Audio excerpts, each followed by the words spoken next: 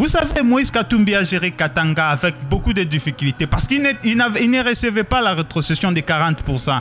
Et il dénonçait ça, bien qu'il était du PPRD à l'époque, il dénonçait ça.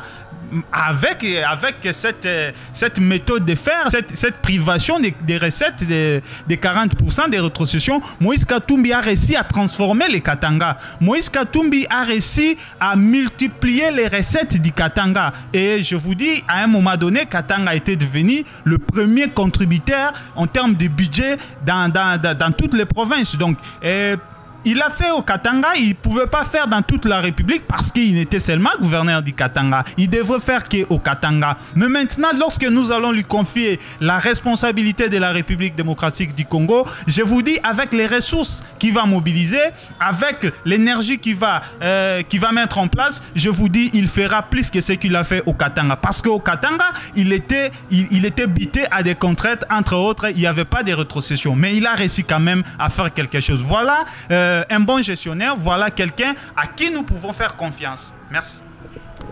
Vous parlez des ressources qui ont fait que Moïse Katumbi puisse bien œuvrer au niveau du Katanga.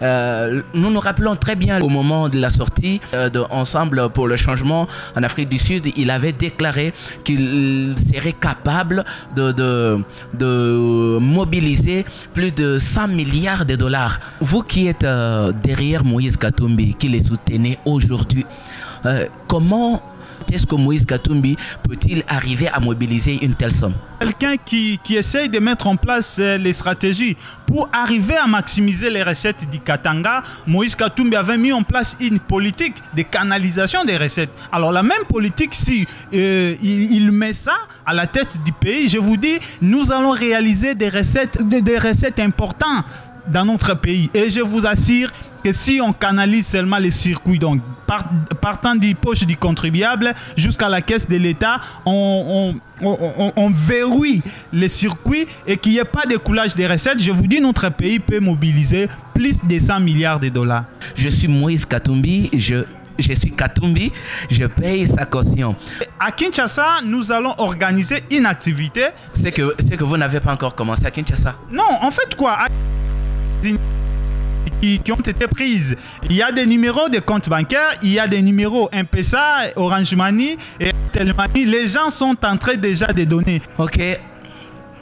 Merci Gauthier Bomandeke. De vous remercier et de remercier votre chaîne pour la confiance que vous avez placée à ma personne. Et je dirais à la population congolaise que Moïse Katumbi incarne le développement qualitatif et quantitatif pour notre pays. Je vous remercie. Ok.